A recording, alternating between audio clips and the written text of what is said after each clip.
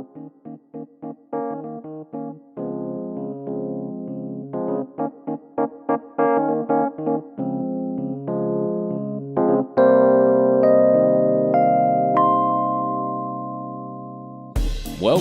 to the Talking the Line podcast, presented to you by Talking the Line Sports Media, giving you our best insights and analysis so you can rake in some cold hard cash on your next sports bet.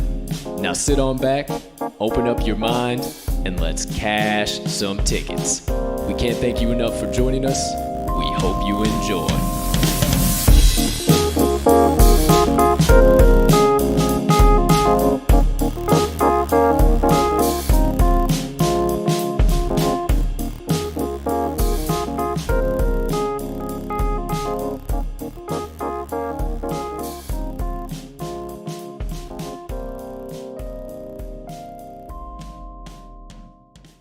Good morning, good afternoon, good evening, ladies and gentlemen, degenerates and gamblers far and wide. Welcome in to episode number 57 of the Talking the Line podcast. Hey, thank you so much for taking a few moments out of your day to come and kick it with the crew on this beautiful Friday of bets. Now, before we talk some lines today and dive deep into the value that we found across today's slates, please take a moment, and if you could be so kind, to smash that subscribe button on whatever platform you are currently listening to the TTL podcast on, or if you are watching on YouTube, make sure you turn your notifications on so you never miss the start of an episode either, or if you're listening to the audio version post-recording on your favorite podcast directory, please hit it there as well so you never miss an episode either. If you could also be so kind and you have an additional moment, please hit that like button, leave us a comment, leave us a rating, all that good stuff. We can't tell you how much we appreciate it when you do, and it only helps us make Talking the Line Sports Media bigger and better for each and every one of you. And last but not least, head on over to this episode's description. The first link you're going to see there is the Talking the Line link tree. Within that link tree, you will locate all of the TTL Crew's content so you can consume it however and whenever you please. Ladies and gentlemen, gamblers joining us on today's show, I am your humble host, Colt 45 Soroka, and decided to break out the vibes for you today. Wanted to get some good feels, maybe a little bit of a Hawaiian flow, some good, nice, beautiful weather in the mind as we dive deep into the bets today.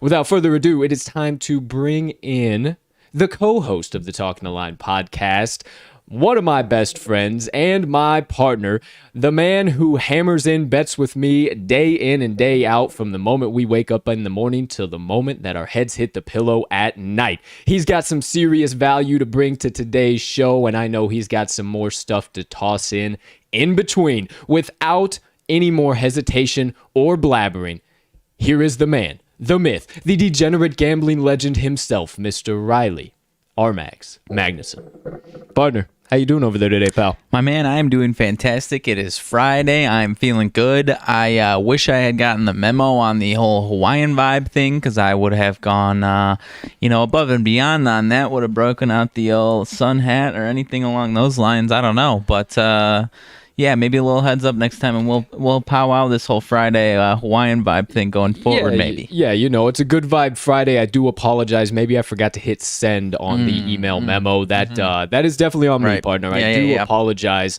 for that. However, we got a huge show coming at you today, not only on the first half of the show with all of the bets analysis and all that good stuff that we got to bring to you today, but for the second half, today's Rants and Reactions, special Rants and Reactions, because we got UFC 263 fight card to dive deep into, and then also bringing back Fan Question Friday. So we got a little bit of good stuff that we don't typically do in Rants and Reactions, so stick around for the second half of today's show. But before we go any further into today's show, us being a full transparency show here at the Talking the Line podcast, let's go ahead and get right into it, recap yesterday's best bets of the day.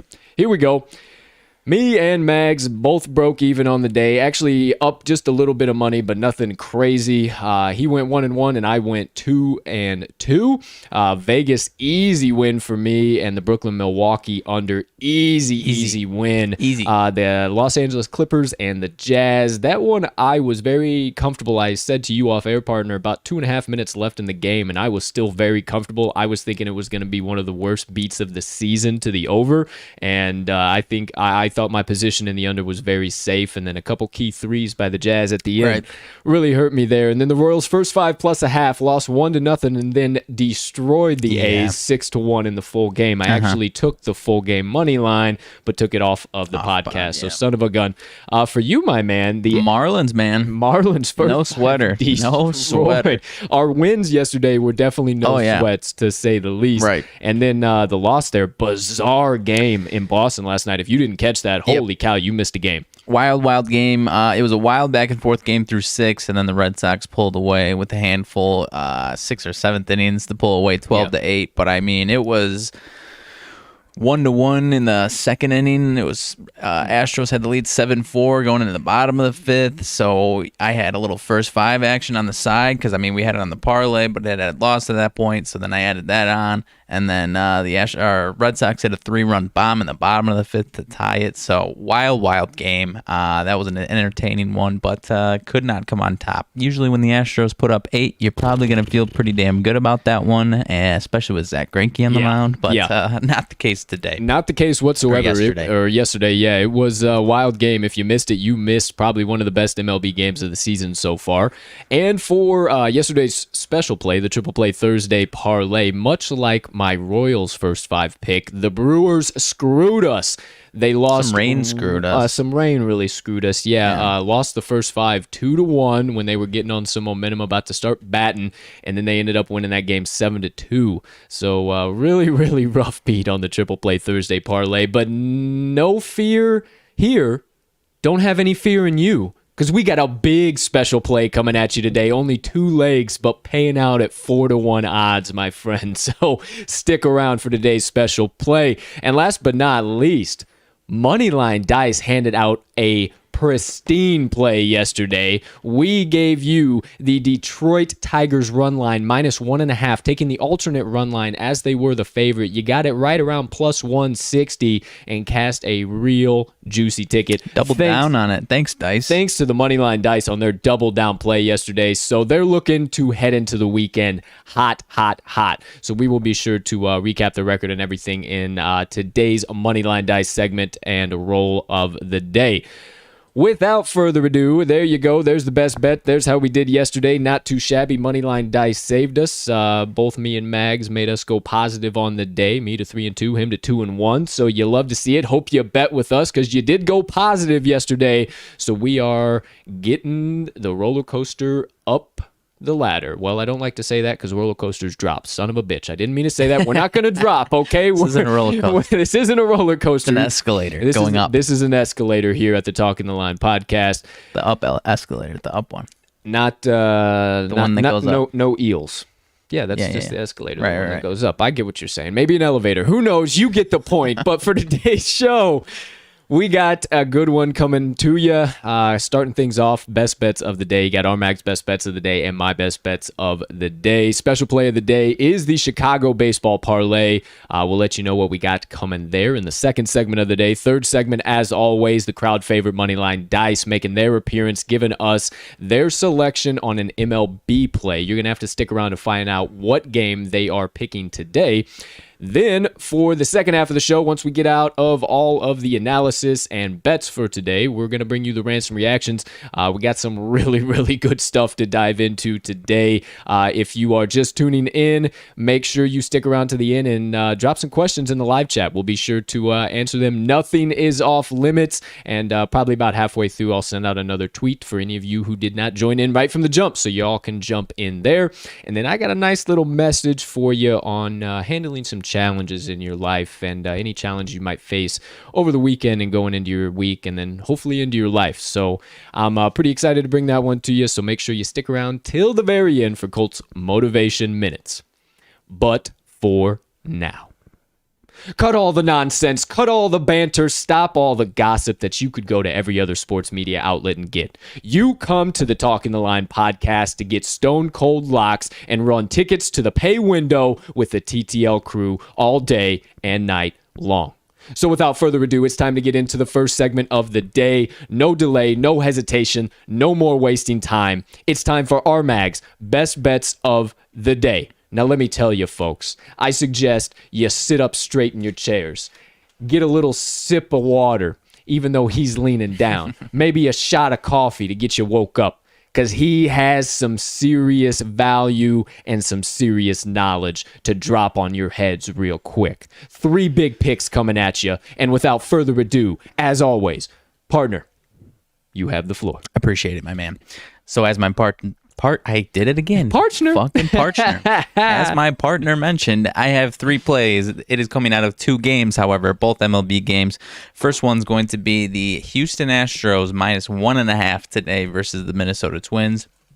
You've got Jose Urquidy on the mound for the Astros and Matt Shoemaker on the mound for the Twins.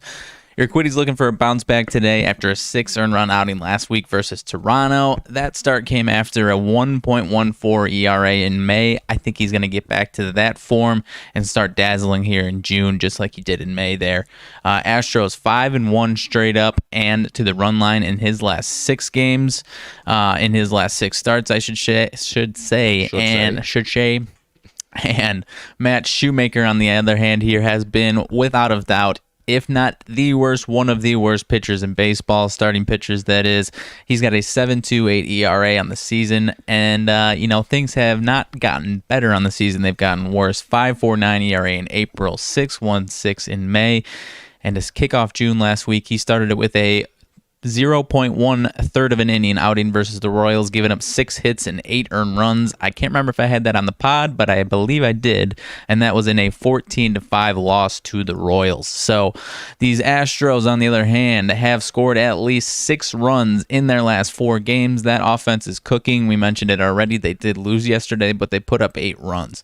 Last 10 versus right-handers, 300 batting average, 394 OBP, 5.43 runs per 9. So this offense is clipping along, and I think they stay hot today. Trends for this one, the Twins are dead last in the MLB at home to the run line, partner, at 9-23. Wow. Pretty abysmal to the run line at home, to say the least. And even straight up, they have a losing record as well. While the Astros here 15-14 to the run line on the road, so nothing, not barn burning, but nothing concerning there. And in these matchups alone, Astros are 17-7 over their last 24 here versus the Twins. So needless to say, you give me just about any pitching matchup between these teams, I'm going to be leaning towards the Astros.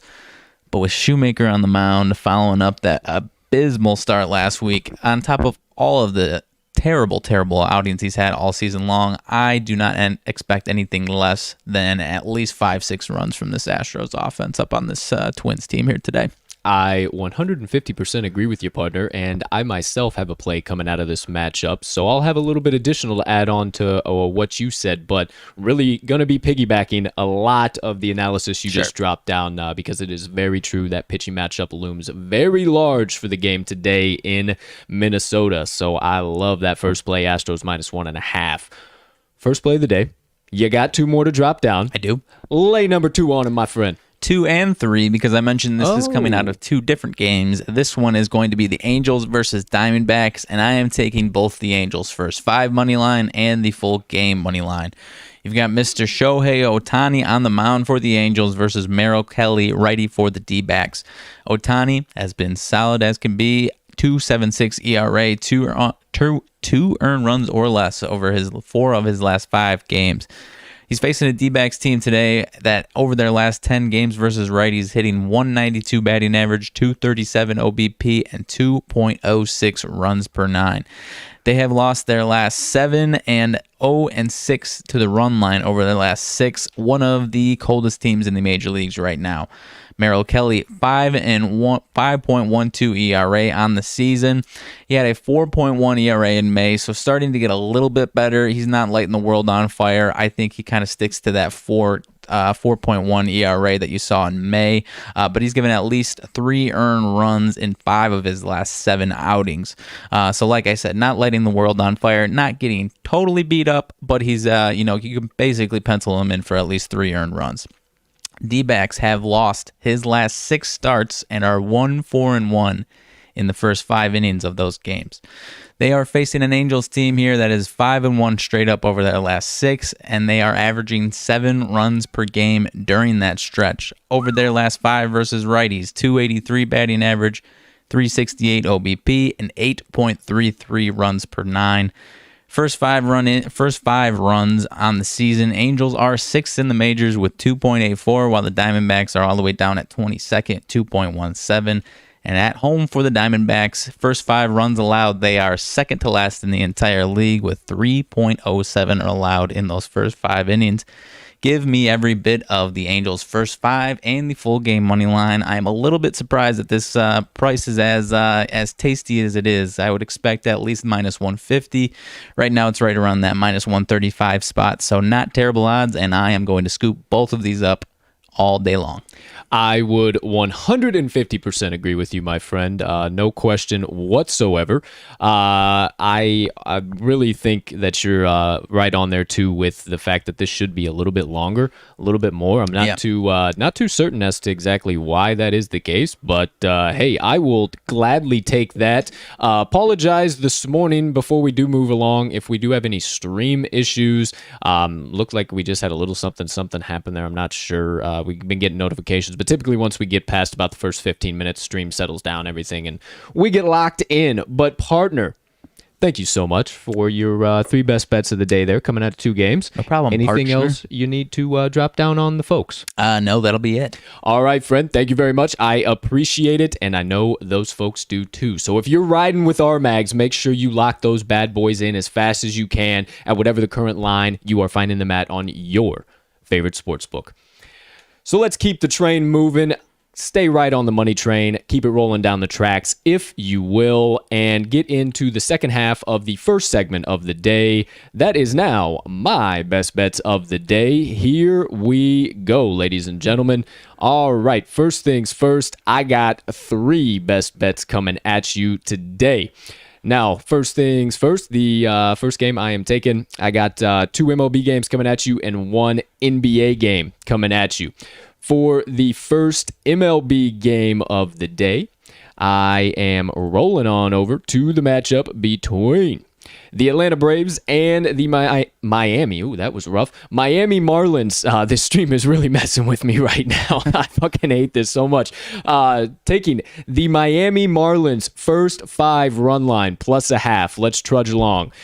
Why am I taking this one? Well, Atlanta is coming off of a hard-fought series against Philadelphia where they took a 1-2 series loss. They were on the road in Philly, and now they got to go into Miami. These boys are going to be tired, and Miami, on the other hand, is actually coming off of a 2-1 series victory over Colorado. Now, Colorado hasn't been good on the road, but that was a big morale booster for that team, and their bats have all of a sudden woken up again. And I think that plays really large in this matchup as Atlanta bats have kind of slowed down, which has been really surprising, partner, over the last week and a half or so here. And it just seems over the last couple days now, Miami is finally getting out of that slump that they have found themselves in all season long. Right. So I like them to continue to get hotter and hotter and hotter, them being the Marlins. But I also really like this pitching matchup here today. Now, you got Charlie Morton on the mound for the Braves and then Sandy Alcantara on the mound for the Marlins. Now, Charlie Morton has burned me a few times this season, but I think this is a really bad spot for him against the Marlins, as he's actually already faced the Marlins once this season. It was his opening day, or his first start of this season, and he got beat up pretty nice. Went 6 innings, allowed 7 hits, had 9 Ks with only 2 walks, so was okay on command, but did allow 5 earned runs. It was not a good outing for Morton, and he has not been really solid at all this season. Been pretty mediocre, run-of-the-mill kind of pitcher. Sometimes he'll have a good day at the plate, but I don't think it's going to be today, or good day on the mound, but I don't think it's going to be today because Miami, against Morton in his career is averaging .313 at the plate with a .342 OBP and an .827 OPS. Okay. So needless to say, Miami beats the mess out of Morton when they see him. And I think that trend continues very heavily here today. And they lost that game 5-3 in the first 5 innings. So I like that trend also to continue. Now, as for Alcantara, he has been a money man for the Marlins so far this season, and he actually faced the Braves as well, and the opposing pitcher was Huascar Ynoa, who, as we all know, has been on the IL for quite some time now. So, Ynoa was really, really, really dominant against the Marlins in that game. The Braves ended up winning the first 5 innings 2-1. However, is Morton anywhere near Ynoa? No, sir. You already see him shaking his head. That is not even comparable to a matchup. For Alcantara in 10 starts this year, he's gone 79 innings, got a 3-5 record. The Marlins losing it for him in the late innings. 3.30 ERA with 74 Ks and only 22 walks. He's allowing a .215 batting average with a .276 OBP and a beautiful 1.06 whip. I love Alcantara to dominate the Braves here today, most especially because the Braves have not hit him well in their careers. This Braves lineup, averaging 170 at the plate against Alcantara with a .298 OBP and a .704 OPS. Most notably, the guys that the Braves need to get their offense chug-a-lugging throughout the day. Acuna, 100 batting average against Alcantara, Albies with a .250 batting average, and Freeman with a .182 batting average. I absolutely love that. And one final thought. I don't think the first 5 inning runs per game stats matter here. As I said at the top, the Braves bats are cooling down, Marlins bats heating up, but I do think the first 5 inning runs per game allowed does matter because these defenses have not changed. Miami is 10th in the MLB in first 5 inning runs per game allowed, averaging 2.21 with an average of 1.59 at home. So very, very limited runs at home for this Marlins team. They aren't allowing a whole bunch in the first 5. And Atlanta is 19th in the MLB, allowing 2.67 first 5 inning runs per game with an average of 2.46 on the road. So if you're giving me about a run there, I will gladly take this. And if you're going to give me the Marlins at +0.5 with a much better pitcher on the mound, I'll take that every day of the week. So there you go. First play of the day, Marlins first 5 +0.5. I love it, man. I am right there with you. We find ourselves talking about this Marlins team quite a bit, and it's because their pitching rotation is so damn good. Or, like in many cases, you said that offense for quite a while was struggling. Right. But they're starting to heat it up, and it's hard to pass up the combination of that. And like you said, this defense has not changed, and Sandy Alcantara is the guy. Yeah, I was honestly comparing Aguilar to your boy Abreu. They were kind of both in that slump, 2 massive power hitters, big guys, and now they're starting to creep out of that hole now, and Aguilar had a big game last night, so I think those guys continued on here tonight. Yeah, I'm right there with you. And definitely in the first 5 innings. So there you go. Moving on to my second pick of the day, and we're going to go just in chronological order down the slate. This is my NBA play, and once again, I am going to a total, and yes, ladies and gentlemen, it is a sharp play. Went 1-1 yesterday and was so close to going 2-0. So I only wanted to play one, and I am very confident in this. So for my second pick, I am taking the Philadelphia 76ers versus Atlanta Hawks under 224.5. Let me tell you why, my friends. This one, obviously, like I just said, it is another handicapping play for me. This is all looking at lines, money, and bet percentages, and leaving out all of the playoff scenario and the players' names that are actually going to be on the court. Now, this line did open up at 223.5, and it has already ticked up to 224.5. Wanted to give you a little live action because it has actually already moved in our favor, the bet percent and money percent split, since I wrote it down on my notes. It is now the under, despite it moving up a point, that the total being, the under is getting 42% of bets and 61% of money. That was right around where the Milwaukee and Brooklyn game was yesterday. And if you rode that with me, ladies and gentlemen, it was a no-doubter. Both teams did not even make it out of the 80s for their full team point totals. If you don't believe me there, let me give you a couple key trends I'm looking at. Atlanta, 42-37 to the under overall this season, 3-2 to the under in their last 5, and 8-2 to the under in their last 10. Atlanta is also 21-17 to the under as a home team, and 7-4 to the under playing on 2 days rest. Not to mention Atlanta 29-21 to the under when they're playing a team that is also playing on 2 days rest or on equal rest. Philadelphia 23-15 to the under as an away team. You wouldn't think that with them being so dominant, but their defense does travel well. The under is also 17-9 in their last games, playing as an away favorite. So I absolutely love to see that here as well. Philadelphia 7-5 to the under playing on 2 days rest, and the under is 5-1 in their last 6 games playing on 2 days rest. And Philadelphia is 39-35 to the under in night games this season. You would obviously look at this thing right off the bat. You see this total 224.5. That's chump change. They're going to blow right through that, no question. And that's what the books want you to think. That's why this is a sharp play.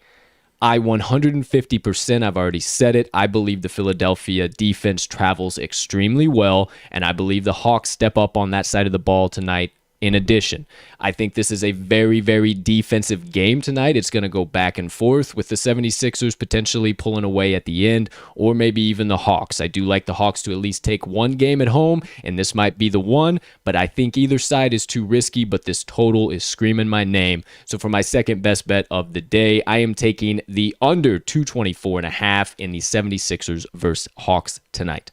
I like it, man.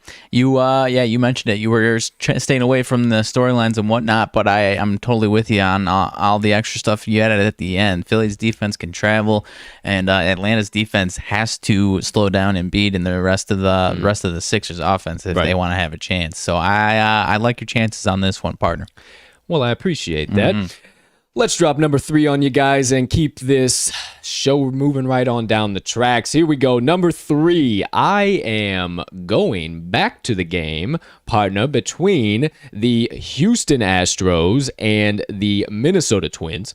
And I, too, am taking the Houston side of the field, but I am only going to go for the first 5 innings. I don't want any messy nonsense happening again here tonight, but I am very, very confident in it, so I'm going to take the Houston Astros first 5 run line minus a half run. I do love them to win this one outright, no question, especially, as my partner said, with Shoemaker on the mound. They're going to jump on him early and often. They are pissed that they lost that game last night. That was such a bizarre loss. They did get the series win 2-1, but they are going to be so ready to come out and put some more runs up here real fast. And Matt Shoemaker, not to mention, is somebody that you don't need to be putting your money on.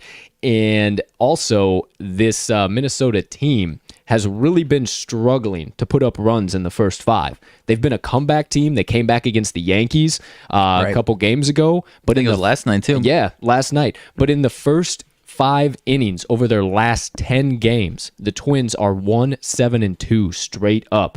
That is a consistent trend they are putting together now compared to the Houston Astros that are 7-2-1 in the first 5 innings in their last 10 games. So both teams going in opposite directions here, if you will.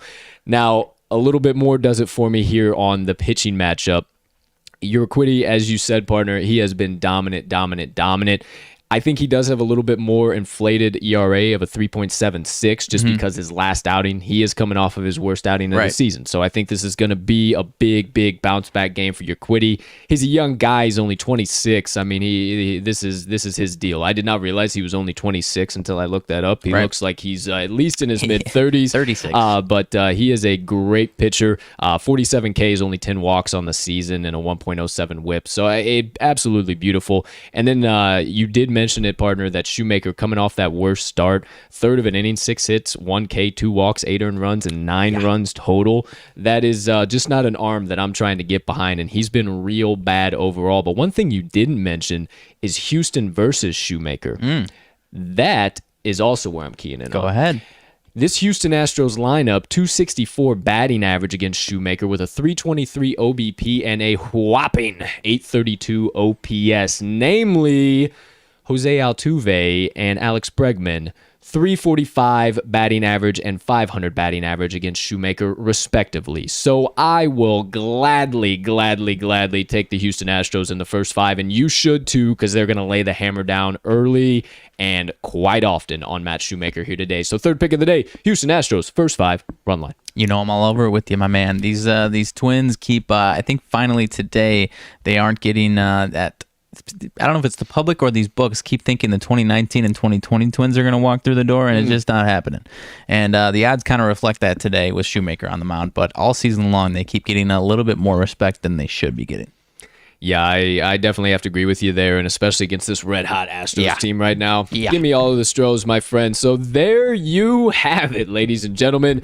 My 3 best bets are Mag's 3 best bets, 6 in total. If you can't do basic math, you got them all. Make sure you get them in right now, but we will be sure to recap them if you missed any of them at whatever the current best line you're finding them at on your favorite sports book. Let's keep it moving. Here we go, folks. Special play of the day.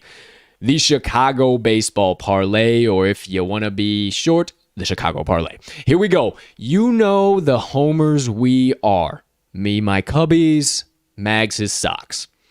It's just a fact of life. But we did some research, we dug deep, and we put together a little something with some serious juice here today. Yeah. So, partner, I'll let you go right on ahead. Go homer out as much as you want. Okay. And give me the first, and all these fine people, the first leg of the Chicago Baseball Parlay for this beautiful Friday of bets. I will do just that. This one will actually be, as far as time-wise, going to be the second leg of this parlay, but we are taking my White Sox minus 1.5 tonight versus the Tigers. You've got Lucas Giolito on the mound for the Sox and Tarek Skubal for the Tigers left-hander.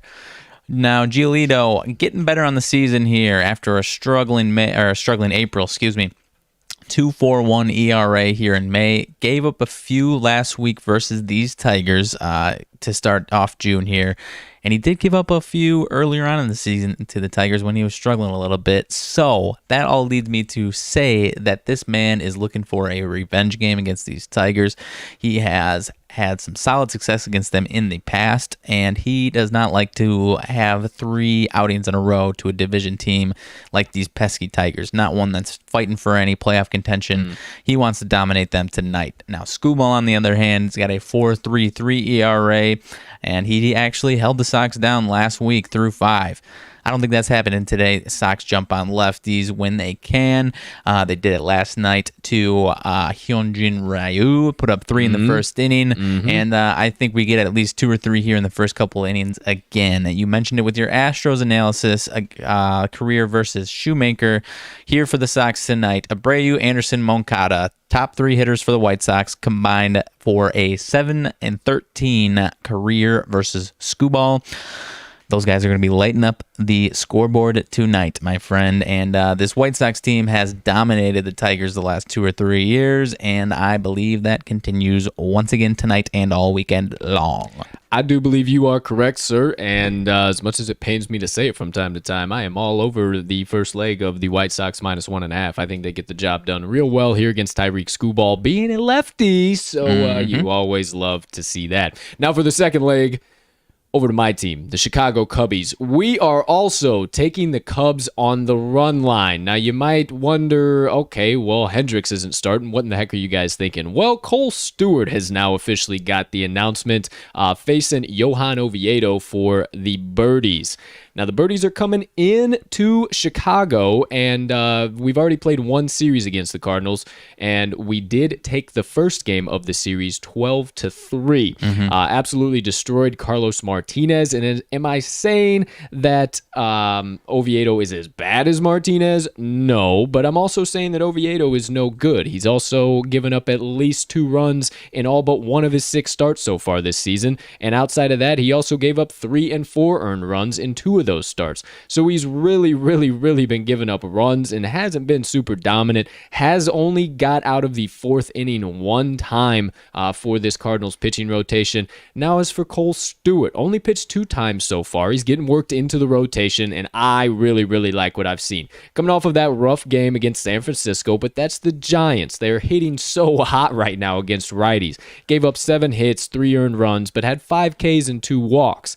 Game before that, he faced the red-hot San Diego Padres and actually pitched really well. Only allowed 3 hits with no earned runs, 2 Ks, and a walk over 5 innings. So I think he repeats some of that similar performance from the first game against San Diego. Nice little bounce back for him here today. And my boys are just too gosh darn hot. I mean, they are too hot. They took 2 out of 3 from the Padres. The last one, 3-1. One before that, 7-1. They're limiting runs. The pitchers, I don't know what Tommy Hotovy has been feeding them, but they are getting it done. The starting rotation is getting it done. I absolutely love it here today. I love Cole Stewart to limit it, not give up more than a run or 2, and I like Oviedo to at least give up 3 or 4, and then give me all of the St. Louis Cardinals bullpen against this Cubs lineup right now that is just mashing opposing bullpens, and the Cards really haven't been super, super dominant. So I will gladly hammer this bad boy in, the Cubs -1.5, and see this one ending right around the 5-2 mark. I'm gonna go ahead and say that the Cubs light it up today because the only thing you didn't mention is that the city of Chicago is 110% open today. Ruckus. And the Wrigley Stadium is going to be 100% packed for their biggest rival. That is first true. time in the season. That is and true. As much as it pains me to say, oftentimes I really believe that is going to put some juice into that Cubs lineup, and they are going to light up Oviedo today. So I'm going to, against my better judgment and fandom, I am going to go ahead and say that it's going to be a big Cubby win for you today, Pat. Yeah, that's kind of what I was thinking along those lines. You were being a little timid, not trying to be too homery. I don't want to get too homery. I'm going to go ahead and do it for you. But I appreciate it because I was thinking that shit. I think the Birdies are coming in today, and we are going to put them on nothing but the damn bench. They ain't doing nothing at Wrigleyville. The city jerseys are coming out this weekend. It is fucking time. Yeah. 100% capacity. Oh my gosh. It's Christmas, boys and girls. It's Christmas. The Cubbies are going to destroy the Cards tonight, and your Sox are going to destroy the Detroit Tigers. Yeah. So, 2 legs. White Sox -1.5, Cubs -1.5. You parlay those bad boys up. FanDuel Sportsbook, you're getting right around +400. Anywhere else, you might get a little bit above +400, but right around in that +400 ballpark. Parlay those 2 bad boys up. Juicy, I love that juicy. for a 2-legger. And I mean, it is a good 2-legger. Let's get another special play to the window this week. Get a little extra dough added into the bankroll, if you will, and get off this doggone special play losing streak. I'm done with it. I'm feeling good. I'm feeling good about this one. So let's hit it. There it is, the Chicago Baseball Parlay. Well, while we're at it, we might as well just keep this super speed pace going and get into the best bets of the day recap. In case you missed anything or didn't hear one of the best bets, you joined a little late, whatever the case might be, here we go. Today's best bets of the day. We are in the beautiful Wrigley Field. I appreciate you so much. The sun-drenched, ivy-covered walls. If you would look to the left side of your screen, you will see RMags' best bets of the day. His 3 picks coming at you right now. Houston Astros -1.5. Los Angeles Angels first 5 money line, and the Los Angeles Angels full game money line. As for me, turn your attention to the right side of the screen. I, too, am taking the Houston Astros, but on the first 5 run line, -1.5, I do apologize. The Miami Marlins, first 5 run line +0.5, and Philadelphia 76ers versus the Atlanta Hawks, under 224.5. You just got the Chicago Baseball Parlay. Now you see it. Cubs -1.5, White Sox -1.5, parlayed for about +400. So you got 7 best bets of the day coming at you. 6 plus a 2 for parlay. I am feeling a clean sweep. I got the brooms out of the closet. They're ready to rock and roll. There's no cobwebs on them, and I'm ready to get all 6 of these bad boys to the pay window. So if you're riding with us, you know the deal. Lock them in, hammer them home, sprinkle a little bit of dough down, whatever you like to say. Just make sure you get them in at whatever the current best line you're finding them at on your favorite sportsbook. There you go, ladies and gentlemen. Now, if you would turn your attention to the lower left portion of your screen, you will see our friends, the crowd favorite, the popular, all-knowing Moneyline Dice. Had a terrific evening. We said at the top of the show afternoon. Yesterday. Terrific afternoon. Got the -1.5 run line. Pretty juicy plus 156 odds, I do believe is what I locked it in. There. So got a nice W. For the dice record, do you have that handy? You didn't toss it on there. I had it somewhere. I believe it is... I swear it was on here somewhere. Oh, no, it's right there. Yeah. 13, 18, and 1. Beautiful. So we're 13, 18, and 1. We're slowly crawling back. As I always say, the dice are chipping away at that record, and they are trying to get back even. Well, today, they told us they're ready for it. So without further ado, let's get into today's Moneyline Dice roll of the day. You see there, MLB play, Toronto Blue Jays versus Boston Red Sox. Here we go. Moneyline Dice have entered the TTL studios and are live on set, ladies and gentlemen. Love to see it. Here we go. Don't forget, something new to the Moneyline Dice segment coming on Monday. So make sure you tune in. Got to do a little testing first, but... and as you all know, I am not an IT guy, so it might take a little bit of... didn't go to school for that. Finessing and finagling until I get it perfect, but do plan on rolling it out Monday. Quick sip of H2O. How we feeling today, Dice? Looking good in that shiny studio lights here. All right, shake it out, get it moving, get it grooving. Here we go, ladies and gentlemen. I actually don't have the correct dice out right now. Got to make sure I actually do. We need the home away dice, not the over-under dice. There we go. Wrong one. All right. There we go. There we go. Dog. All right, just told you the matchup. MLB, Boston Red Sox, and the Toronto Blue Jays. Toronto Blue Jays are on the road in Fenway, and the Red Sox obviously being the home team. Partner, could you oblige us and let us know what we got as far as money line and run line odds, sir? Sure. They are moving a little bit. When we were writing this down, it was -130 for the Red Sox. It's getting closer to -120. It's at -122. Blue Jays will be +106. On the run line, Red Sox -1.5 at +155, and the Blue Jays +1.5 at -170. The over-under is set at 9.5. Okay, I appreciate that, good sir.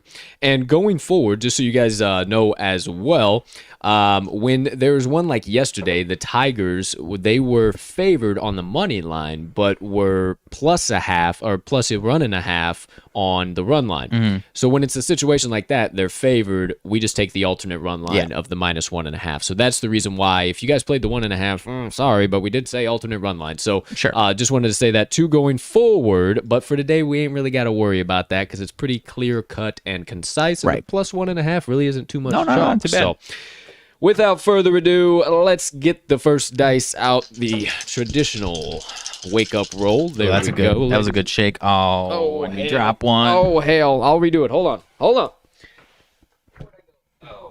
goodness gracious sakes on Friday. Okay, here we go. I'll redo it. Get him woke up. There we go. Back and woke. All right, ladies and gentlemen. Here we go. Everything's okay. Everything's all right. All right, first roll of the day. Home or away? Will it be the Blue Jays or the Red Sox? We will all soon find out in 3, in 2, in 1. Away team. Blue Jays. Just slide that bad boy this direction. All right. Second roll, as you know, always, Moneyline or ATS. Are we taking some juicy odds, a little plus money on the hot Toronto Blue Jays? Or we're going to take a little chalk on the +1.5. We will soon find out in 3, in 2, in 1. Moneyline. Love to see it, I will Dice. gladly take it, Dice. But hey, that third dice. So, the third dice, as you all know, the wild card roll of the day. Are they going to double down? Are they going to tell us to re-roll everything? Or are they just going to skip the teams and tell us to take the total 2? We will all find out in 3, in 2, in 1. Double down. I love it. Double fucking down. Love it. Away money line. Doubling down for the second straight day. In the dice we trust. I love it, dice. All right, my friend. Well, as always, and quite possibly for the last time, hint, hint, hint, I'm going to come up and show you guys what's coming, what you got, just to confirm. Partner, if you like anything about this matchup in particular, lay a little bit of knowledge down, and I'll see you folks in a few minutes here. Yeah, another situation where once we finish the roll, I like what the dice are putting down here. You got Ross Stripling versus Garrett Richards for the pitching matchup here, and Ross Stripling, while he's got a 4.71 ERA, he's been turning things around the last few starts. The last three starts, 17 innings pitched, only 2 earned runs allowed, and he's starting to deal. They've won their last 2 with him on the mound. It was real rough for a minute there. He had a handful of starts, a couple 4 earned run starts, 6 earned run starts, but he's turning things around. Did give up 6 earned runs to the Red Sox in May, so not sure if he's got a bounce back in him against these Red Sox. But Garrett Richards for the Red Sox has been decent himself, giving up pretty consistently 2 or 3 earned runs. So I love some plus money here. Blue Jays coming off of a 2 out of 3 series loss to my White Sox, so I like them to bounce back today, and love that the dice are doubling down. Partner, where you at? The dice have spoken! Double down for the second day in a row. Second day in a row, they are so confident in their picks that they're going to take 2 of them. They are going to tell us the exact same play with 3 dice. So if you want to guaranteed take a ticket to the window today, lock it in right now. Toronto Blue Jays money line. The dice have doubled down, and they have spoken. I love it. In the dice we trust. I trust it. I really trust it today. Thank you, dice. Yes, thank you, dice. We appreciate it. Hell of a roll today. Hell of a roll, boys. Hell of a roll. Hell of a roll, dice. Way to show out. Right. There we have it. I had to do one final big hurrah there for the dice have spoken. I don't know what I'm gonna do from here on out. Actually, you can still do the same thing. Actually, I got some good stuff. Yeah, I got some good stuff. Here? But that I hope you guys enjoyed that one. That one got over to the outside of the shot, and that one came to my head. Mm-hmm. So saw the chair kind of move a little bit, but shaking a little bit. Shake. That's when I started to laugh. Yeah, but here we go. One final reminder, as always, if you want your own set of Moneyline Dice, roll right alongside the crew when your brain is spinning in knots and the smoke is rolling out of your ears because all of the gears turning, because all of the analysis and lines and spreads and movement and money and bets and shit you're trying to look at. Don't rack your brain. Take a breath. Roll the Moneyline Dice, and we got a good code for you. Second link you're going to see in this episode's description is the Moneyline Dice website. And if you go there, we also put the code in for you so you can get 10% off your order. That code is TTL10. It is right down there in the description, so you can't miss it. Make sure you go to moneylinedice.com. Get your own set of dice so you can start rolling with us or one of the other killer products that they have on their website. Moneylinedice.com will most likely, because it has for us, become your new favorite way to bet. Yeah. There you have it. Today's Moneyline Dice roll of the day. Real quick, one more time, while I get situated and all back into order here. Let's recap the best bets of the day one more time. All right. RMags picks on the left, Astros -1.5, Angels first 5 money line, and Angels full game money line. Mia on the right, Astros first 5 -0.5, Marlins first 5 +0.5, and Philly Atlanta under 224.5. You got the Chicago Baseball Parlay, Cubs -1.5, White Sox -1.5, and the dice have now officially spoken. Toronto Blue Jays money line for the Moneyline Dice roll of the day. Whoo, boy. All right. Holy cow, ladies and gentlemen, there you have it. The first half of today's show. All of the bets, all of the analysis, all of the trends we are looking at, and what we are anticipating on taking to the window. If you are one of the kind folks that just stops by for the daily bets, the daily analysis, all of the good stuff in between, and you're about to head on out of here, first things first, thank you so much for stopping by. We hope you have a spectacular rest of your Friday and a great start to your weekend, but don't stay away too long. Y'all come on back now. You hear we got more sportsbooks to bankrupt, and you know we need your help doing it one play at a time. So we will see you guys right back here on Monday. Peace and love. But for you TTL faithful that stick around for the second half of every show, it is time to rock and roll. There's one R&R. How about the second R&R?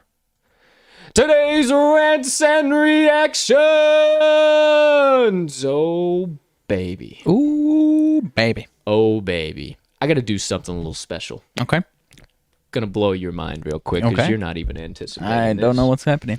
Said was going to do this a few weeks back when we had a good big card. Okay. You're getting announced today. We are live from the Talking the Line production studios in Chicago for UFC 263 main card parlay and pick review. Introducing first, fighting out of the red corner, this man stands 5'10" tall, weighing in unofficially at 165 pounds. He is a freestyle fighter and a bettor at heart. The man, the myth, the degenerate gambling legend himself, Riley RMags Magnuson. Welcome home, partner. You appreciate the undersell on my weight, but you undersold my height, which is, Hey, either or in between. Total guess, but wanted to bring out my best buffer impression it was today. Good. No, it was good. Because, ladies and gentlemen, we got UFC 263 on tap. Now, if you did catch it in the intro of my partner there, we are bringing you my main card parlay. Got that to dish out at you. We might give you a few picks in between, and then we'll tell you guys about some of the fights you should be watching, some of the stuff you should be checking out. So, partner, I'm going to rip open the old ESPN app here. Anywhere in particular you would like to start, good sir? Did you have anything? I've got the odds pulled up right here. All right. Well, let's rock and roll. So first things first, might as well, let's run through the card, and then one of the last things we'll do, I'll give you the main card parlay. So I will talk about the fights, and then let you know if I have a pick out of each one of those, and then if you got a pick too, and then we'll give you the main card parlay after that. So here we go. First fight of the evening, Carlos Felipe and Jake Collier. This one is the heavyweight banger. Should be a really good scrap. Collier is actually, or Collier, I can't remember exactly, but he's actually a really good fighter. Both these guys are great fighters at heavyweight. Carlos Felipe is actually a Brazilian, and if you are a fan of the TTL pod and my UFC analysis, you know, hashtag don't bet against Brazilians. So first fight of the night should be a explosion fest to get things started. Yeah. I don't know these guys all too well, so I don't have much to add on that one. Not high ranked in the heavyweights, and not one of the prominent names. Obviously, you wouldn't know. Then you got lightweight for the second matchup. Ferrari Ziam and Luigi Vendramini. Vendramini once again. Brazilian. Hashtag don't bet against Brazilians. Okay. He is coming in as a plus 115 favorite. I really like those lines in UFC fights. Let me tell you that. First things first, not too sure about either one of these guys. Ziam is 11-3. Vendrami is 9-1. So still cutting their teeth early. I want to say these two guys, both of them have only had one UFC fight, if I am not mistaken. It would take me a little bit to get into that. Obviously, they're not huge, big names, so we don't have to go all the way down that rabbit hole. But this one should be a nice little lightweight scrap. Just guys trying to get some ranking, get some names in the lightweight division. Then for the third fight, you got Chase Hooper and Steven Peterson. Okay. Really excited about this fight. This fight should be really, really good.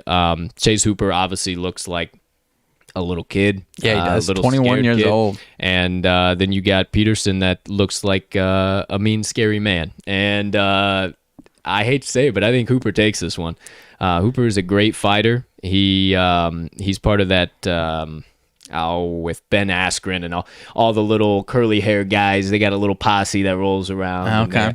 They like to say that stuff. But Hooper is 4-1 in his last 5. So and all of his wins have come by stoppage. So either submission, KO, TKO. So I think Hooper takes this one. I think I'm right there with you on that one. He's got the reach. He's got a little bit of the height. And I think, he's got some of the numbers too, as far as significant strikes, significant strike landed, all that good stuff. I think he takes this one, and not to mention Peterson 2-3 in his last 5. Right. So Hooper's hot. Hooper's hot. Give me Hooper, to tell you the truth, on that plus one. 100. So yeah, so that might be a little side play. I suggest you put a little sprinkling on Chase Hooper, but also a great fight to watch. Probably going to be a 3-round banger if Chase doesn't finish it off. Then you got, Matt Frivola versus Terrence McKinney. Looking forward to that one. I believe Terrence McKinney should fight. Maybe he hasn't cleared COVID, or maybe he hasn't weighed in officially yet this morning because he is grayed out. But yeah, I do. He just hasn't fought in the UFC yet. Oh, so that could be why as well. But Terrence McKinney is a bad dude. I will tell you that. He tore it up there in the LFA for a while. He's a bad guy. So we'll see what he can do coming in. Matt Frivola. The Steamroller, I do believe they call him. Yeah, he's a killer. He's a great fighter too. On that side, Frivola's minus 240 favorite, but tends to be in some of these UFC fights. Word from the wise that you get into those plus 200s and minus 200s. Any more than that, and the favorite tends to lose. Sometimes. It's kind of bizarre. Sometimes. It's kind of bizarre. Yeah. More often than not. Right. Next fight up, women's bantamweight, Pani Kianzad and Alexis Davis. Could not tell you a damn thing about either one of those young ladies. I'm sure they are great fighters, but I do not dive deep into the women's bantamweight. Now, women's strawweight, give me all of that nonsense, but women's bantamweight, not too sure who those ladies are, so I will not be having anything on that one. But for my next bet of the day, ladies and gentlemen, oh boy, you got Mavsar Evloev. Mavsar Evloev versus Hakeem Dawodu. Hakeem Dawodu is one of my favorite fighters on the UFC roster. He has been ripping it up for a while. He's 12-1-1. Coming off that first loss, I do believe, I can tell you right off the bat, he actually is not. He has been 5 in a row. Absolutely 5 raking. in a row. He just has had a little bit of a layoff. He hasn't fought since late 2020. So it's just been a little while for Hakeem since we've seen him, but I think he comes out and returns to dominant form. He's got a 5.16 significant strike landed and a 49.54 accuracy percent with those significant strikes. So give me all of Hakeem on this one. Taking him, okay. For another side bet. Evloev is 14-0.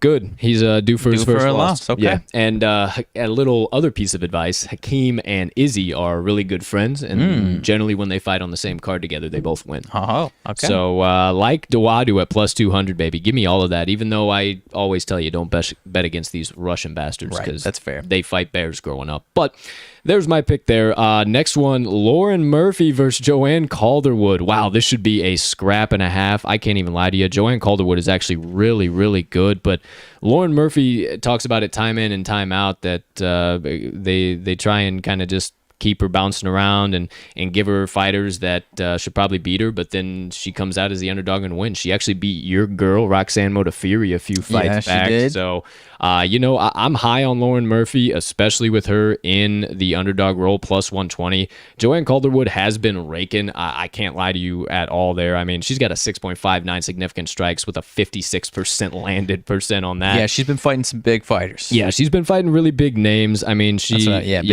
lost to Chukagian and lost to Maya. So those are obviously two of the best women's strawweights, definitely in the top 10 at least, but 3-2 in her last 5. I think this one's going to be a scrap and a half. I think this one goes all 3 rounds, and potentially Murphy. Calderwood's going to get this one by decision. I'm leaning Calderwood. Calderwood's going to get this one by decision, I do believe. So there's my kind of side pick there. And then let's see, Eric Anders, Darren Stewart, a couple of guys that have been around for a good amount of time. Would say Darren Stewart would be my first initial reaction. I think this one's going to be a scrap and a half. Both these guys are actually really, really similarly matched. It could go either way. So it's a rematch, actually. Yeah. Oh, I forgot about a draw. that. I forgot about that. So, 3 months ago. So draw. that is exactly why I was so iffy about this. I knew there was something I was missing. Yeah, I probably wouldn't take a side in this, but this is going to be a really good fight to watch in the light heavies. So 205 is fun, especially with stuff shaping up now. You got legendary Polish power Jan Blachowicz still holding down the fort on top of the mountain. He is the king, but some guys are quickly coming his way. No, we'll see what happens there. Then you get into the good stuff. Drew Dober versus Brad Riddell. Brad Riddell is one of the city kickboxing dudes who trains with Izzy, so you always love to see those guys on the same card as him. I would 150% take Brad Riddell, no question in my mind. He has been on a little bit of a rough streak, and I think it's all right. Drew Dober's also really, really good, but I love backing all the city kickboxing guys when they fight on the same card. Okay. Just because it's a whole different level. Yeah, so I don't know much about Riddell. I have seen Drew Dober fight a few times, and I do like what I see there. He got submitted last time out 3 months ago. Knockout TKO his last 3 fights before that. So I don't know if this is a smart play by any means because I haven't seen too much of Brad Riddell, but I have enjoyed watching Drew Dober fight when he does. So FanDuel Sportsbook, Sons of Guns, they usually break it up into main card and whatnot, but it'll be all right. We'll get it. All right, so actually now we are getting into the main card. That was the feature prelim. Yep. The Drew Dober versus Brad Riddell is the feature prelim. So let's get into the main card parlay. Here we go. I always am so damn excited. If you tailed me on last week's, missed it by 1, and it was my favorite fighter on the parlay, Miguel Baeza. And if you didn't hear me talk about it before, came out the exact game plan that I talked about he was going to come out with, looked beautiful, and then Ponzinibbio came out in the second half of the second round and then all of the third round and dominated Baeza, and that got him the decision. So that is what lost us that, and I actually took some big underdogs last week as well. Mm-hmm. So I am trying to get back into the W column here. I was 3-2. Now I'm 3-3 in my last 6 fight night or pay-per-view main card parlays. Yeah. So here we go. Let's lock it in. All right. First things first.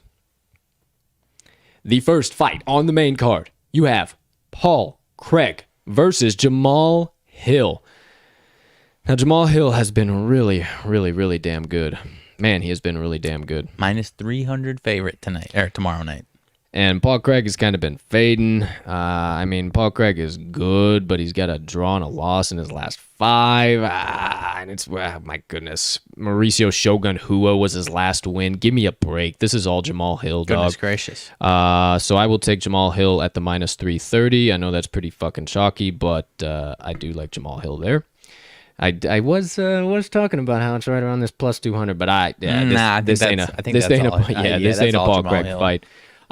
Second fight on the main card, our Chicago man, rep up Bilal Muhammad. We are so excited to watch this man fight this weekend. He's fighting the old dog, the old Brazilian, Damian Maia, and I do have to go against my word. You get one a card, I feel like. I get one a card that I can push away the Brazilian. Damian Maia is a Brazilian, and I'm going to have to fade him here. I got to go with our boy, Bilal Muhammad. He got robbed in his last fight with the eye poke against Leon Edwards. Nasty eye poke. Yeah, it was bad. It was really bad, and that fight was basically to get him ranked and to get him into title contention and actually start talking serious about some of that stuff. So again, he's facing another gatekeeper, Damian Maia. This fight actually means something for Maia too. This fight for him if he wins, would tie Donald Cerrone's all-time record for UFC wins. So, fight means something. So Bilal to advance his career, Maia to cement himself as one of the greatest UFC fighters of all time. So nonetheless, I'm still taking Muhammad. Boy, oh boy, here we go. If you missed the presser yesterday, I suggest you go back and watch it. My man, Nate Diaz, was blowing trees the entire press conference. He's back. He always does it. You know he is at a presser when you see clouds floating all through the crowd. Through the cloud. So Leon Edwards is favored by 650 and Nate Diaz plus 400. I mean, I don't know that they will rob Nate. I think this might be my crazy one. I can't hate on it, man. This one is tough because I like Leon. Leon's put in some good work. We saw decent stuff from him against Bilal, which kind of makes me think like, okay, maybe I do like him. But then you just got Nate and just the experience, and Edwards isn't going to take him down. So at the end of the day, this is going to have to be a striking match where Nate has the reach. Golly, they're both southpaws too. Nate has the significant strike advantage, and he's got the jiu-jitsu advantage on the ground. Yeah, give me Nate. Plus 400. I'll ride it with you. I will ride it with you. Give me Nate. I don't. Are you surprised that the odds are that I'm not that wild? I'm not with Nate's layoffs. Okay. I mean, shit, he hasn't fought. Yeah. No, you're right. 3 years almost now. I mean, it is what it is. But you don't doubt the Diaz. Nate Diaz will never be someone that is going to come in that cage and get hit. He will go out on his shield. Yeah. Is what I'm trying to search for. And his last loss against Jorge was a doctor stoppage. Not that he was winning that fight or anything, but yeah, it wasn't a knockout. It wasn't a decision. He got stoppage. And he was pissed. He would have kept doing it. So I think in his game plan, he is going to remain on the outside here against Edwards and use some of that reach because I think he's going to need to. But I think I'm going to ride the plus 400, even out some of that juice, and then. Co-main event of the evening. Title fights. Davidson Figueiredo versus Brandon Moreno for the flyweight championship of the world. And ladies and gentlemen, I said it earlier on in the week, I'm taking another dog. Give me Moreno to knock Figueiredo's dumb ass out. I hate it more than anything in this world when a fighter steps up to a face-off and puts his hand on his opponent. You have 25 minutes to do whatever in the Sam hell you want tomorrow in a locked octagon with that man, and you want to act hard because there are cameras out. And then you want to talk trash because you think Moreno was talking trash. I cannot wait for Moreno to be the new flyweight king. You heard it here first. I like it, man. That is 2 Brazilian fades, though. Yeah, I know it is. Okay. I know it is. The previous fight was too damn close. Okay. And Figueiredo, he ain't touching him. If he didn't knock him out in the first fight, he ain't touching him. No. Give me all of them. But, potentially fading one Latin American country for another Latin American country kind of cancels it out, That's good rationale. Yeah. Good rationalization and justification will get you a long way in life, all right? So let's keep moving. Last but not least, Izzy Adesanya versus Marvin Vettori. And you know who the hell I'm taking. Yeah. My boy, Izzy A. So we are getting on the 5-fight main card parlay plus 3,397 odds at the time of this streaming. You put $10 on there and you get a nice 339.72 payout, ladies and gentlemen. So let me snap my picks real quick so I got that so I know what take because I got some other stuff to put in today.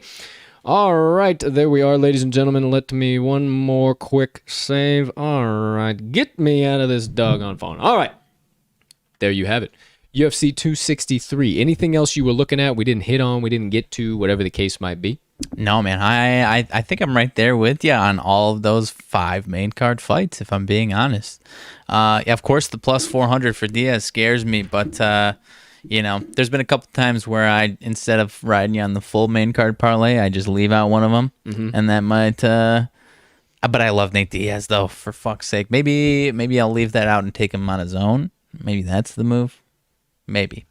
Who's to say? We'll see. Who knows? We'll see tomorrow. I might take him on his own. We'll see how weird I'm feeling tomorrow. We'll see how weird it is. All right, there we go, ladies and gentlemen. There you have it. The UFC 263 main card parlay and the other picks we got coming at you.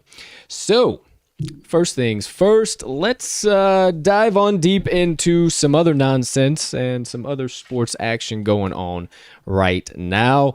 Quick other little PGA Tour update. Palmetto Classic still rocking and rolling right on down the tracks. Right now, we do have in the lead Chesson Hadley at 11 under, followed by Harris English at 7 under, Eric Van Ruin also 7 under, Ches Reavy 6 under, and Doc Redman also at 6 under. So if you listen to us to hammer DJ in yesterday, he has not started today. What is he sitting at, my friend? He is 6 under as well. 6 under as well. So we'll be playing real well. For a quick live update, some odds for you as well, just so you know what's going on there. Might be even juicier today than they were yesterday. They very well might be, especially I'm gonna guess plus 600. Not even close. No. Plus 220. Goodness. They have they were at plus 380 on right around this time yesterday. By the time we got off of the pod, they were down to plus 280, and it is now down to plus 220. Really? So you are rapidly losing value, folks. The books are seeing what's happening. Slam it in, hammer it home, lock it down. They don't give a damn about old Chess and Hadley. They don't give a damn about that, man. Actually, I don't even think he was right on there. Yes, he is, and he's at plus 500 right behind him. So I don't know. I love DJ there, my friend. I think I'm gonna stick with it. Yeah. I mean, it's already locked in. 100%. I locked it in. Yeah, I did as well. So there you go. There you have it. PGA.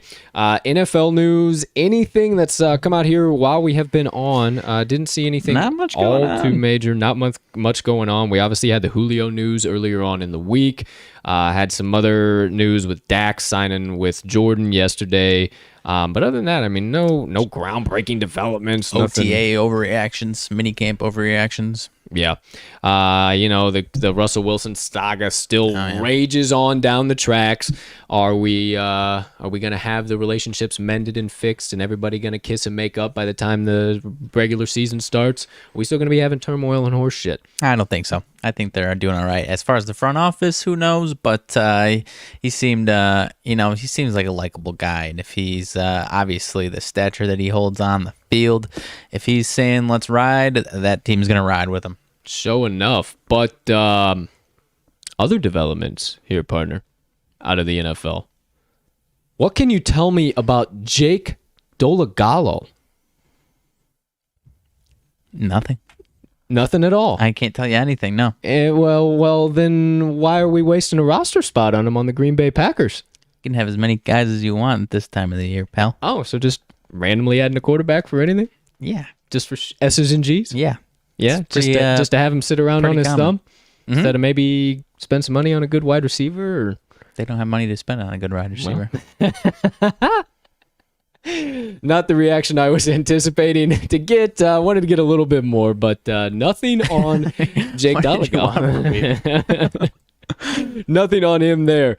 That's really it for NFL. No big news. Nothing still breaking out of the Packers. Everybody still has their own hot takes, their own what they think might happen. But well, to go back to that, I'm thinking Blake Bortles doesn't look that good, so they're looking for their third string quarterback is what they're looking for, in my opinion. There. Okay. I like where your head's at. Okay, I can buy it. String quarterback. I can buy into that. Okay. Maybe second string, but I like where your head's at there. Who knows? We'll see what happens when that time rolls around.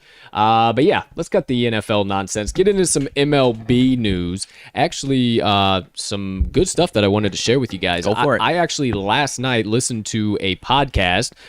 Me being a podcaster, I love to consume other podcasts and kind of see how others do their stuff or just get more information.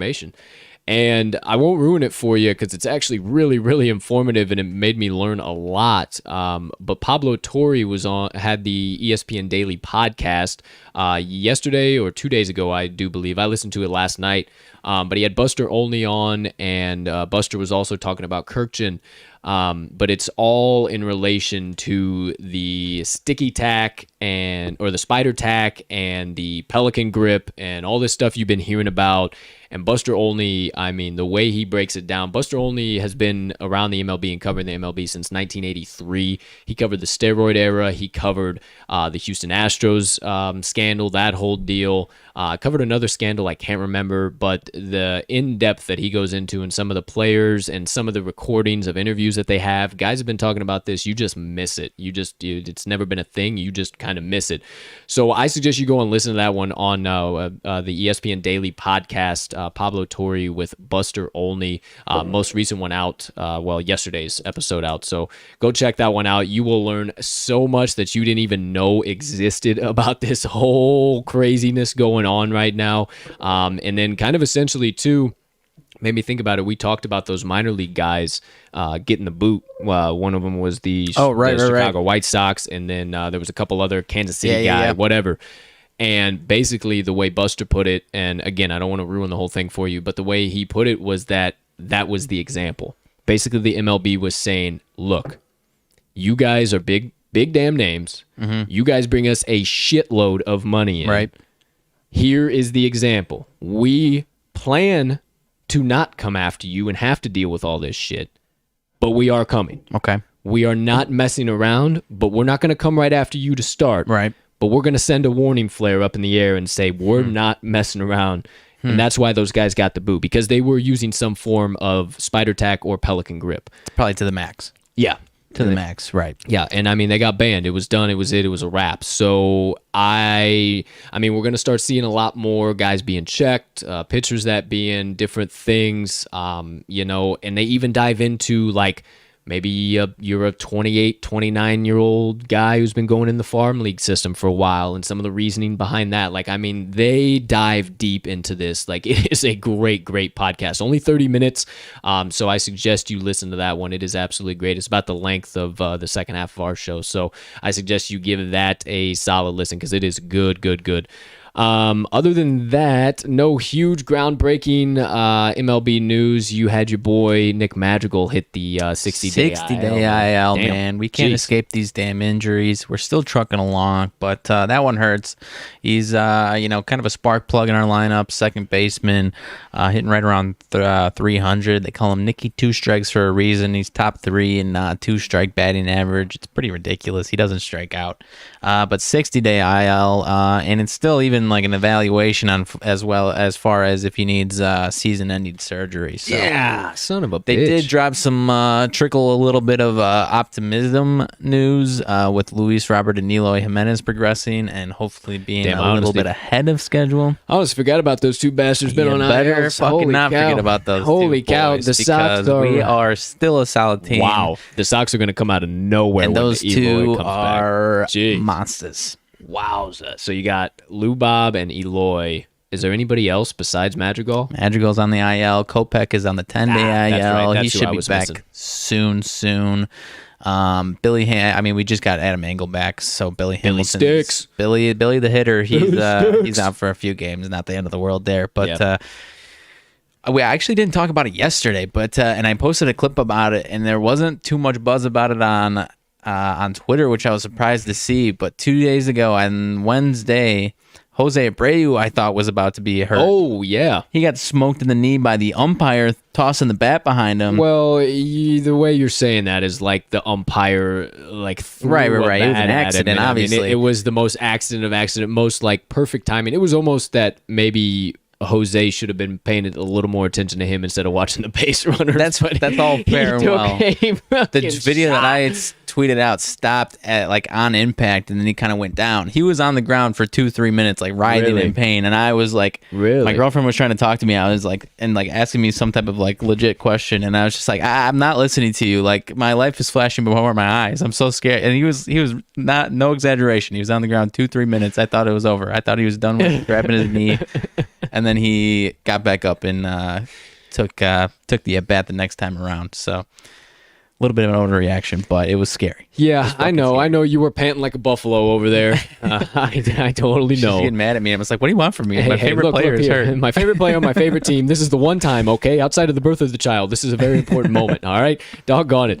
Yeah, so big news there. Hopefully your Sox can start getting healthy. My Cubbies are starting to get a little healthy here and there. I actually looked this morning. Some teams right at the 60-game mark. Most teams right about the 64 to 66 game mark. Yeah. So we are almost right at the halftime break, ladies and gentlemen. It's about time.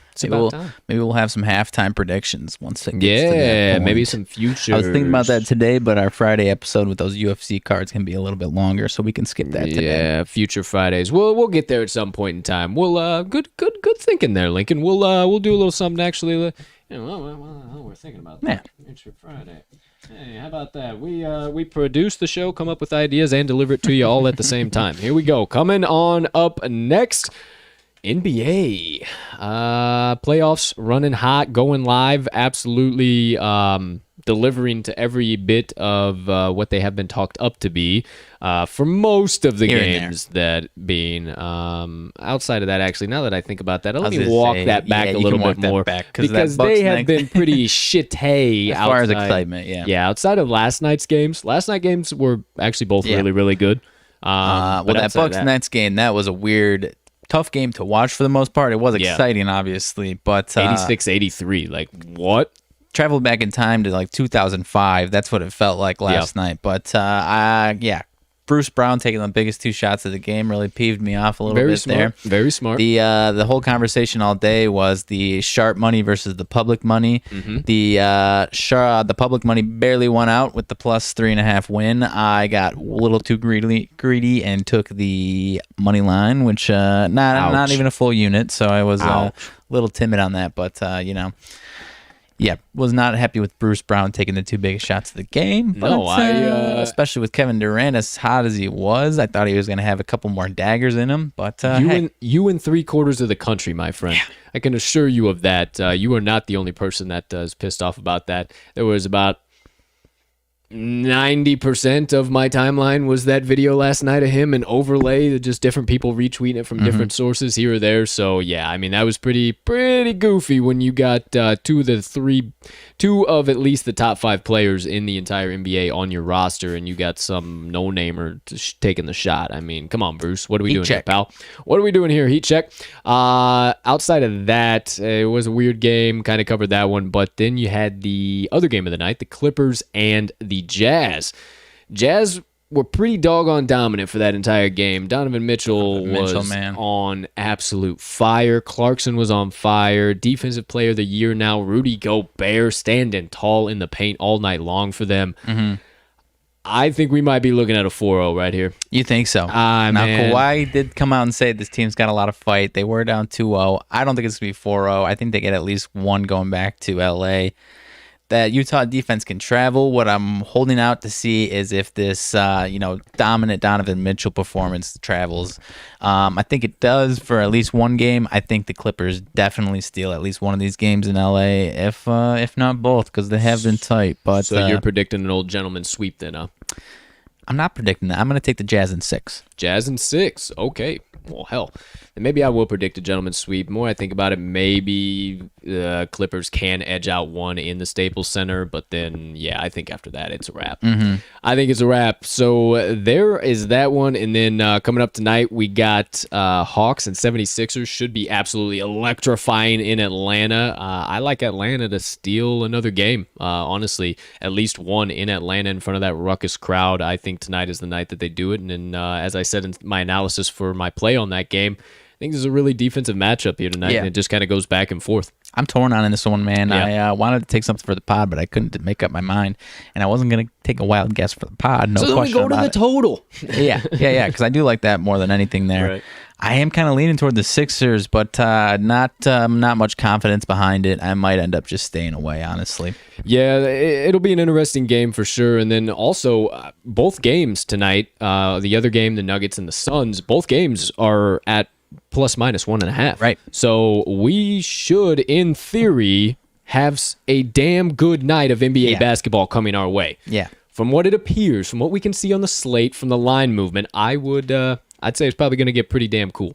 So make sure you tune into the NBA playoffs tonight, and we'll be sure to get you some coverage, some good updates, all types of good stuff, and ride my play on the Atlanta Hawks and Philadelphia 76ers under 224.5.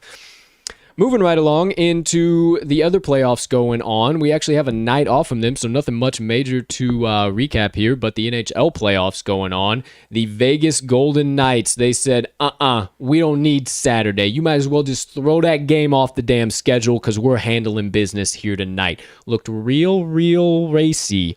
First 2 periods getting a little sweaty under the collar, but got into the third period there, and the Vegas Golden Knights did exactly what I said they would do in Sin City, and got that 6-3 victory. Yeah, those empty netters, they tried to pull that net pretty early, and it just piled right on for them. So I was shocked. Yeah. After that 2-0 lead for the Avs, they were my pick for the whole fucking thing. Yep, they are gonzo now, my friend. And now you got some meeting momentum here in this next round for you, partner. Yeah, so shaping up. Canadians. So Habs and Vegas and the Islanders and Lightning.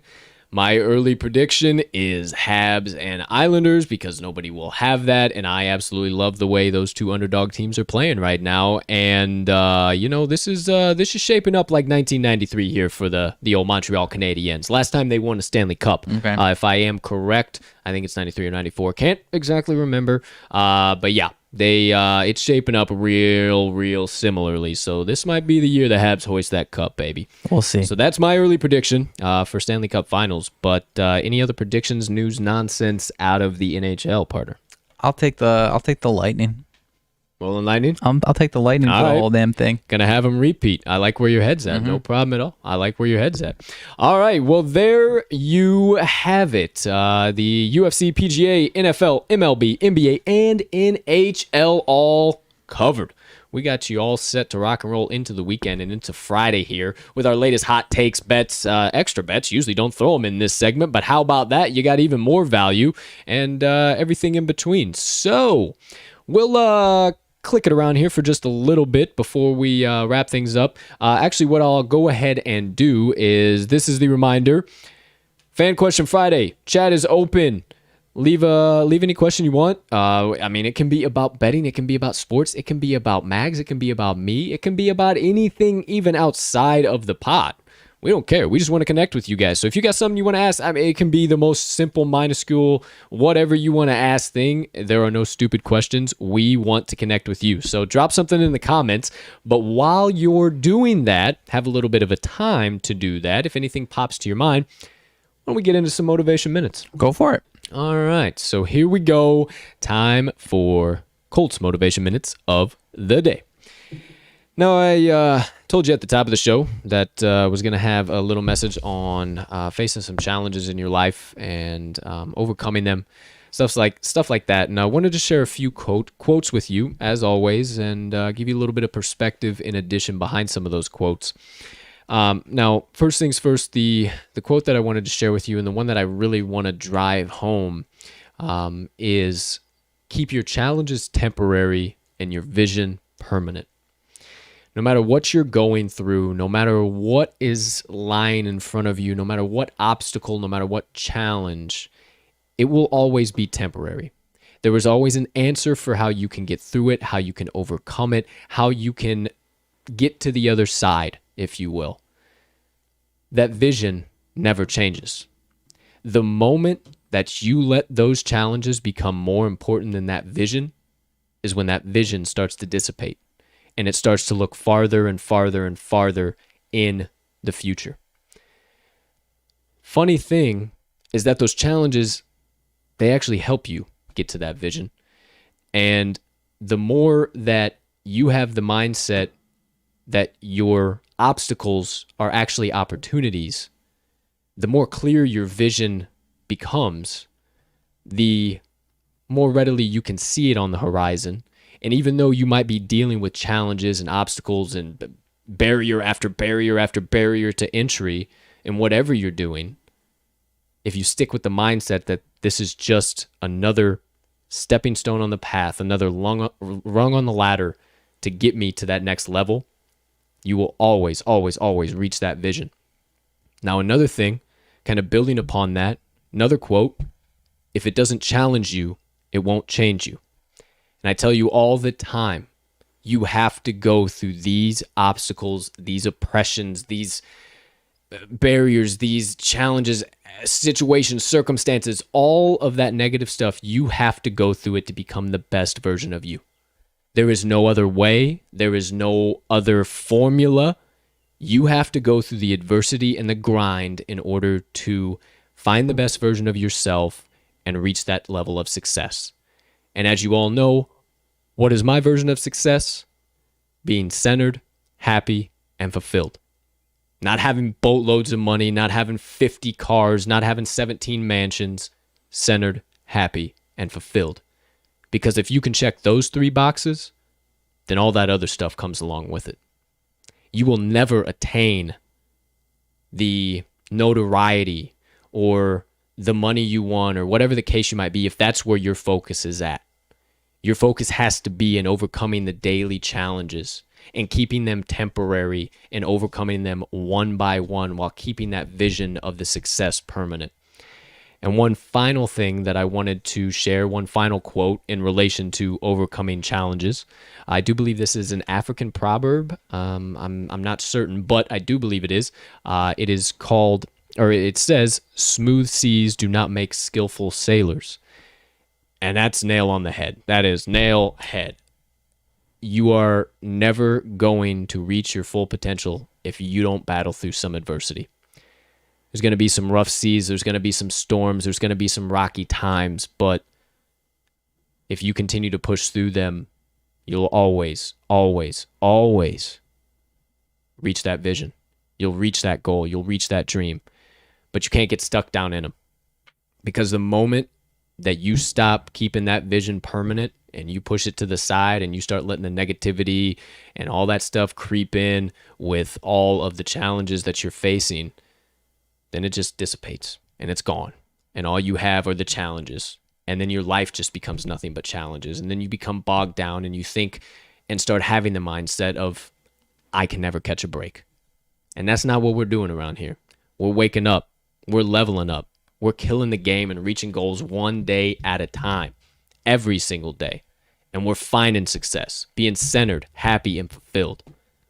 So today, on this beautiful Friday, I want you to remember, and also going into the weekend, I want you to remember that you need to keep your challenges temporary and your vision permanent. And that if that thing doesn't challenge you, it's not going to change you. And last but not least, smooth seas don't make skillful sailors. So deal with those challenges and start finding some success in your life. Make that success primary, make those challenges secondary. Because those challenges are always going to be there, but they're always going to be there to help you get to your goal. So focus up, level up, get ready to start breaking through some barriers and some walls in your path, because it's your time. It's time to stop settling. It's time to start overcoming. You have the ability, and nobody can look you in the mirror but you, and start doing it. You got this. Start today. Start overcoming today. Don't waste any more time. You hear my voice. Let's go. Let's get with it, kids. I hope that you are just filled with energy, that you are beaming with joy right now, and ready to just start tackling the adversity today. As I always say, grabbing those flaming arrows out of the air and snapping them over the knee. So overcome those challenges today, my friends. That does it for my motivation minutes of the day. What do you think, partner? I love it, man. I don't know how much I can really add to it. You kind of nailed it. The one thing that a phrase similar to yours, smooth seas do not make skillful sailors. Not quite exact parallel, but if it was easy, everybody would do it. 150%. 150%. So you have to go through those things. And you're right. If the notoriety and the fame and all that stuff was for everybody, then everybody would be famous. Yes, exactly. But it's all the little stuff behind the scenes and consistently putting in the work and overcoming challenges day in and day out that actually gets you to that success and notoriety. So while my partner there nurses the wrist, that does it for the Motivation Minutes of the day. All right.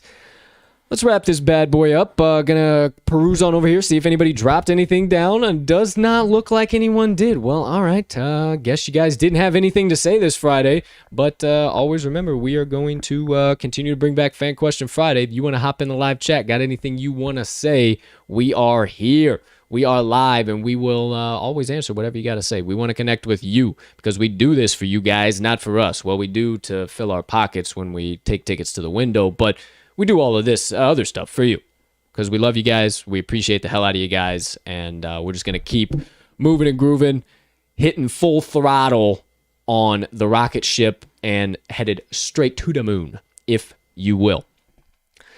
So let's wrap this bad boy up. Doesn't look like anything coming in. Looks like everything's good to go. Right around the usual hour and a half mark. About to wrap it up. Going over about 3 minutes here. Got a little windy with the old UFC, but that's all right. You guys get all types of value and all types of hot takes, rants, reactions, everything in between.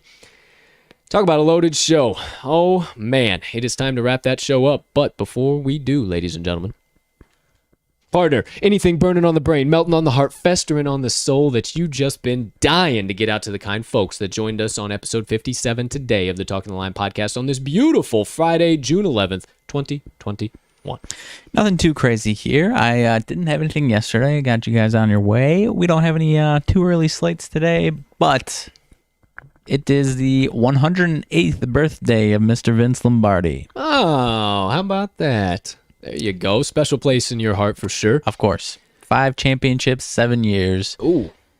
The man is the man for a reason. Yeah, absolutely. The, what do you call it? The hologram they had at the Super Bowl. Oh, yeah. Was super cool. That was super, super cool. So, but yeah, kind of piggybacking off of motivation. If you ever need, whether it's books or if it's as experts on his speeches, one of the greatest motivational coaches of any sport in the entire history of sport. So if you want some motivation from a coach that is proven it, that is the guy to go to. 150%. I can't even disagree with that.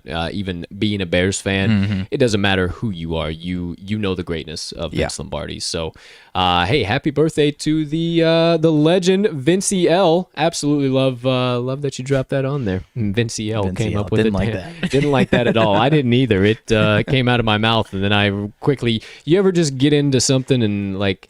Yeah, you're like a bowl in a china shop, and you're just like, get me out of here, but the words just keep coming out anyway. That's kind of what just happened to me there. So, sounds like Vincey L, there you go, ladies and gentlemen. What a way to wrap up today's show. Son of a bitch. All right, as always, here we go. Ladies and gentlemen, degenerates, gamblers far and wide. From myself and Mags, as always, thank you so much for stopping by today's show and every show. Thank you for your support, for your following, for your comments, for your ratings, all of the good stuff in between. As always, we appreciate it from the bottom of our hearts when you guys do, and only allows us, as we always say, just to continue to make Talking the Line sports media bigger and better for each and every one of you. So without further ado, we hope you have a spectacular rest of your Friday, unless you have other plans, and a terrific start to your weekend. Let's cash some tickets.